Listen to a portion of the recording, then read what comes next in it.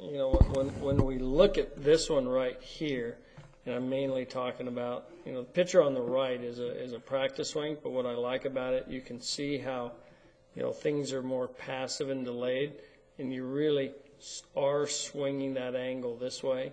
It's really imperative that, you know, we lay that plane board at an angle that goes out slightly to the right of what I'll just call your intended target line.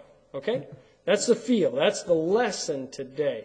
Because the reality is, your tendency is to get this piece of board going this way, just a hair before impact, at impact just after. But the problem is, it's so suspect. If the timing gets a little off, I think pulls are right around there. So this is a good one here where I think you followed the trace out to the ball. And I could tell because the shaft is a little bit more vertical, probably pointing back to this baseline.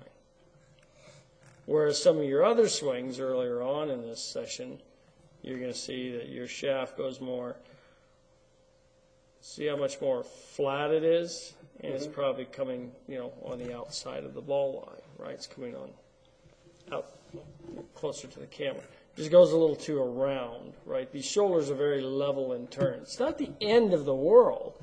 It's just I want to keep it to a minimum. So as we talk through this today, plane of address, probably got your turn shoulder plane in here. Pretty close. We got to make sure in your effort to feel like you take that plane board and we angle it like this and feel that we don't get all collapsy up here. We work too hard over the saggy laggy, right? That sag lag, because it's unstructured. And what it does is it gets your arms actually lagging too far behind your body. So you get this big lean of the body that's going, where the hell are the arms? And then all of a sudden, whap, things come through. The synchronization is not good. Hence why I thought you saw this big lag round off the shoulders when we started this concept here, the work on this, okay? Right.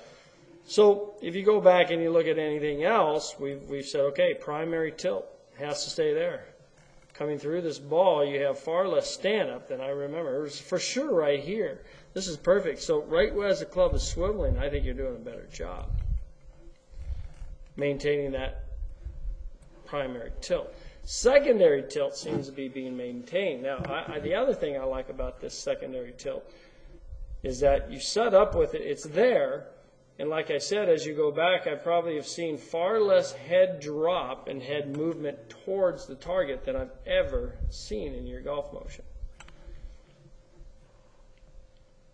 For you, that's pretty good. I don't know if I've seen your left shoulder this much behind the ball. So classically, this face-on position is pretty damn good.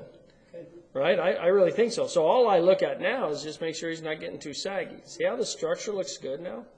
See how the right elbow is under and leading? This is structurally good. Very good, in fact. Shoulders working down. You're only thinking about that tilted plane angle this way, right? I don't want you to get it too severe, because the more severe you think about it, the more your tendency to sag lag and then drop kick some balls. I just need it slightly from the inside. Okay. Inside, and then you got to feel those arms swivel out. Yep. Out what? Out to the right, away from the body, not closer to the body. Okay? Now, if I look at this swing over here on the left, what I like so much about it is the overall geometry and your ability to come right back up to it. So, you have this top picture, you swing it down, your shaft is pointing right straight through the ball. I mean, that's as geometrically sound as I can ask you to be at this point. Okay? That is a plane angle. Flatter, shallower, doesn't matter. This is good. I think it's, regardless, it's under your original plane. Therefore, we call it shallowing from the inside. Okay? Now, from this position here, you're going to see you release and swivel yourself right back up to it. Notice the club face. This is a good motion. This one right here, it's very good stuff. Elbows more down. That right there is your shirt flap. The elbow's down, Eric.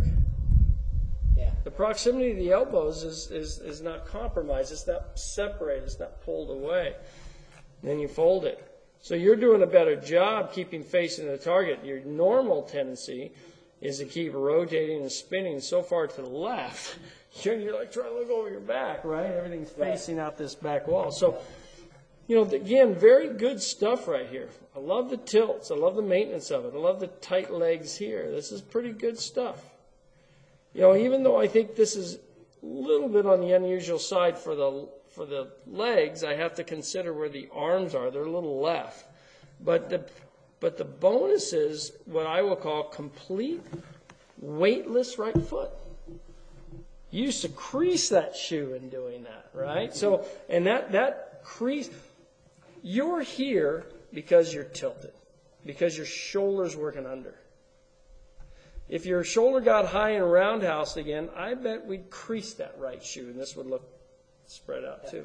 Yeah. So what am I saying? This is good stuff. Warning, be careful in your effort to feel like you shallow. I'm not asking you to feel like you go up and make a loop. Right. I have not said that today. You said it. Don't beware, because the loop can turn into that sag lag. Okay? What I want you to do is just go up to the top and tell yourself, okay, I'm going to hit a little more from the inside of that ball out. Don't let yourself get into making a circle at the top. Get up to the top. You're going to do that by tilting, keeping the right shoulder back, not right shoulder out. Yeah, there's no circle if you use that shoulder. You're right. And remember, we're just asking for it slightly out to the right. Right. But just slightly is all I needed, because this is pretty good stuff right here. Okay. I think this is a good movement. Now, you need the reps. You need to keep getting the timing of it. You need to start experimenting. Get your 7-iron and do it. Get a 5-wood off a short tee and do it. Okay. Choke down an inch on it, and then just migrate it up. Okay? I want to help you with your ball position a little bit with your longer club. Okay. Because if you're cutting it, I just want to make sure the ball position is good for you. Okay, so that's all we're going to do now. Okay. Now, with this, Yeah. would this be a good use of the impact bag then, to put the impact at and Make spin it? yeah, you can feel it. Remember, what that's to do is to make your arms feel out. Okay. You do it a few times. There's nothing you need to sit there and do 50 reps of. Okay. I feel fine with you just doing it, 15 reps. So what should the focus of... Because see, look at here. You've already hit the ball. Right. Your shoulders are still a little closed. This is good. Okay. This is actually good. Your shoulders are all saying, hey, we're trying to move this plane this way. Okay. Right? So Even what though it should knows the the focus target's of the over here. slow motion swings be? Just what we're saying right here. As you come down, you got to tilt that white piece of board. You got to feel like you lean back and swivel your arms out to the second baseman. Okay. So maybe use an alignment. Keep it free. Keep it free too. Yeah. Yeah, you can do that. You can take that alignment stick. Feel like you're hitting everything. You're swinging everything to the right side of the green, letting it draw back to the center. Okay. Make sense? Yes, sir. I'm not so sure I'd add anything to it because I like this one. I just want to touch base with some longer clubs in ball position. Okay.